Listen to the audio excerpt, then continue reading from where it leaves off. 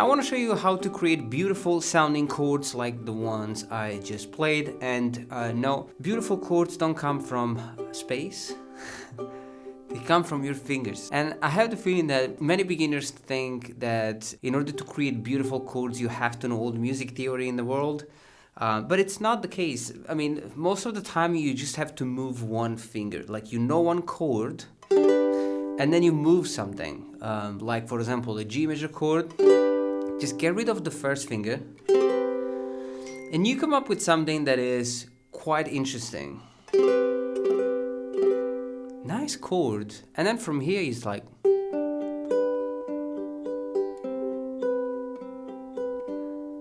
you have an idea which can become a song, an instrumental. That's up to you. And of course, music theory is essential. But if you're just starting out, then you can definitely come up with something nice without knowing all the rules. Now let me show you this chord progression I was playing. I thought I would actually show you like one of the most overplayed chord progression of all time, which is G major, E minor, C major, and D major. Now step number one, please, you have to know the chords. I know that this is an overplayed chord progression and many of you know these chords, but take a moment to learn them well. If you have two or more chords, take a moment to analyze each chord shape to see what's the best way to play the chord. For example, G major, 0, 2, 3, and 2. I like to play this chord with finger 1, finger 3, and finger 2. That's how every ukulele player will play this chord. Now from G major to E minor, you have to switch to this chord shape. And so I would like to bring the index finger all the way down to the first string, fret number 2, and then I have fret number 3 and fret number 4. So it's 0, 4, 3, and 2. I don't like to play the one with 4, 4, 3, and 2. It's just too challenging, and when you're playing a ukulele with high G, it doesn't really change the sound of the chord. Next chord, C major.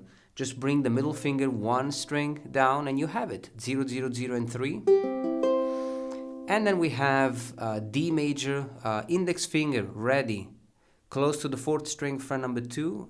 And then you build the rest of the chord, which is 2, 2, 2, and 0.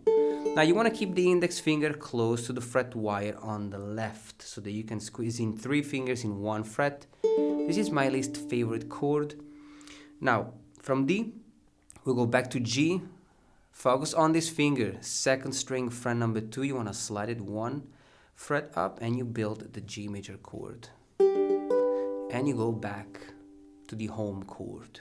That's it. You don't need more than that. Just a quick analysis and you are good to go. Now, step number 2, use the finger picking technique. You can strum these chords, absolutely. We all love that. But at some point, you definitely want to switch to fingerstyle. You don't have to go crazy with this technique, but you don't even want to go too basic. For example, you can start with the arpeggio prima, which is basically thumb, index, middle, and ring on 4th, 3rd, 2nd, and 1st. But you can make it more rhythmic if you want, and so you can do something like this. It's nice, right? It's the same approach, but now we have thumb, index, middle, index, thumb, and ring. And I always have the thumb on the 4th, index on the 3rd, middle on the 2nd, and ring finger on the 1st string. Now you bring this same finger picking pattern to the other chords.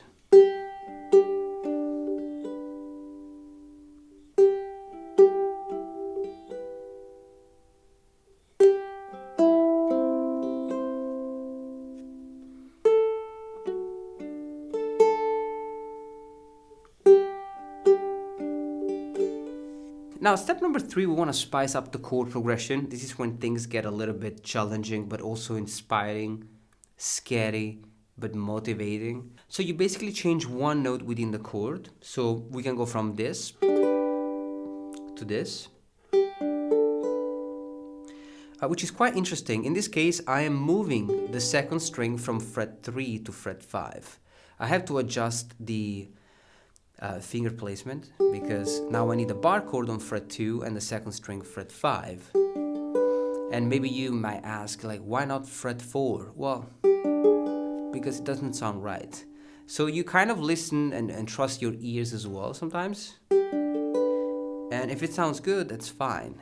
And once you find something that you like, you can then analyze what you're playing. In this case, this is a beautiful G add 9 chord because it's played with the major second or major 9. Now, E minor, same thing.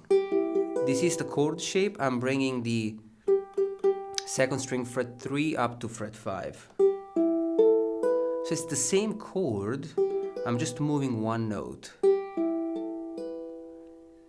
Beautiful sounding chord. Now for the C major, we'll keep the same thing. 0, 0, 5 and 4, 5 and 2. And then we get rid of this horrible stretch and we play a simple D add 11 chord. So this is a nice chord progression. It sounds great with the arpeggio.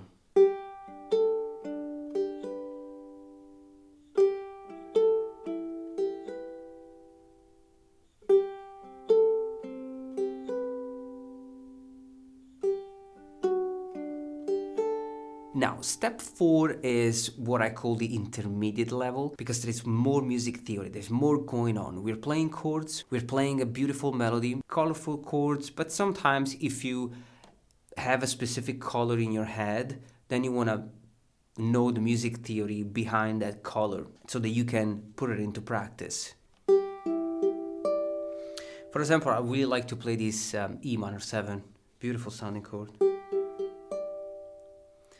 So in this case, we are combining chords and a melody.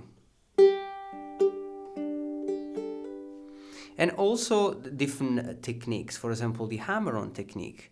Now you start with a G sus2, which is 0, 2, 3, and 0, and you arpeggiate the strings with the same arpeggio.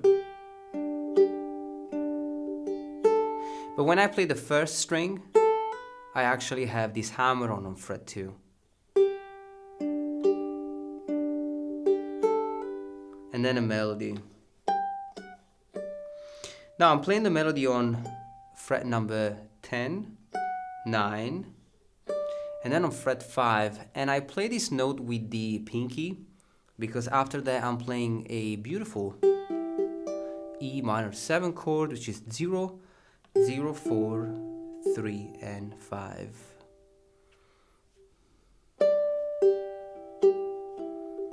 The arpeggio is still the same. We're not changing the arpeggio. And then the melody. Fret 5, 2 and 3. Now this is a C major chord.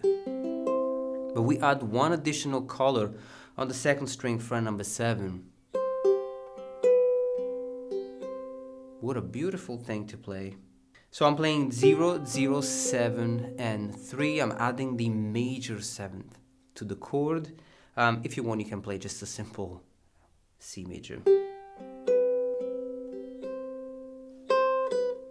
And the melody, fret 3, 2, and 0. Now we have a D sus 4. And a D add 11 chord. You can also keep the 4th string open for both.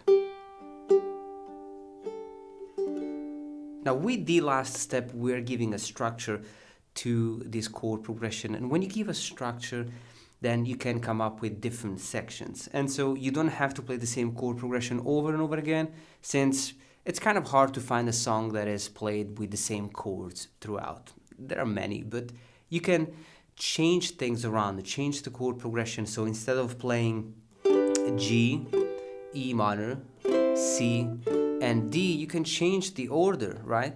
And come up with something different. For example,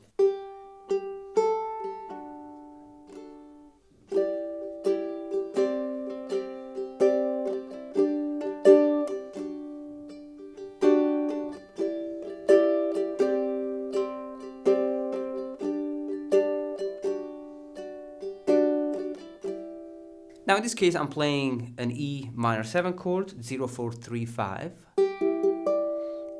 a C5 chord, which is a C major without the third, 0, 0, 3, and 5, a G5, which is a G major, a G without the third, 0, 2, 3, and 5, and we finish with an A major chord, which is 0, 2, 2, and 5. Now, of course, that is the 11th in this chord. And I'm always keeping this singing note for each chord.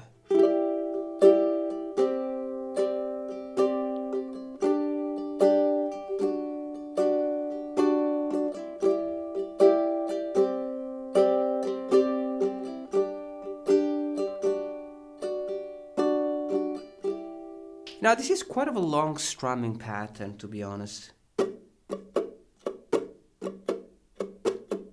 Down, down, up, down, up, down, down. But we're playing two chords, so down, down, up, down, up, down, down, up, down, down, up, down, down, up, down, down, up, down, down, up, down, down, up, down, down, up, down, down, up, down, down, up, down, down, up. Now, after this chord, we can make a choice. We can either go back to the G major, or we finish with the E minor 7 chord. Now, don't get upset at me. I know that I've probably compressed 15 years worth of stuff in 15 minutes, but at least you have an idea. You got a few steps. Now, you can spend I don't know, 7 years on step 2 and 3. That's fine. It's a lot of work, and it's going to give you a lot of happiness and beautiful chords and beautiful melodies. And then when you feel ready, you can move on to step 4 and step 5. You can change things around. It might take 10 minutes, 1 year, 1 week, 10 years. I don't know. It's up to you. As long as you enjoy the process, you will never get bored of it, because music is awesome. You can create new things every time you play. So I hope you enjoyed this lesson, guys. I'm gonna go and drink a glass of water because I'm literally I've been coughing throughout this video. You didn't see that, but yeah, I was. Now I'm gonna leave you to practice this. Take it step by step. Enjoy this lesson, and I'll see you next time.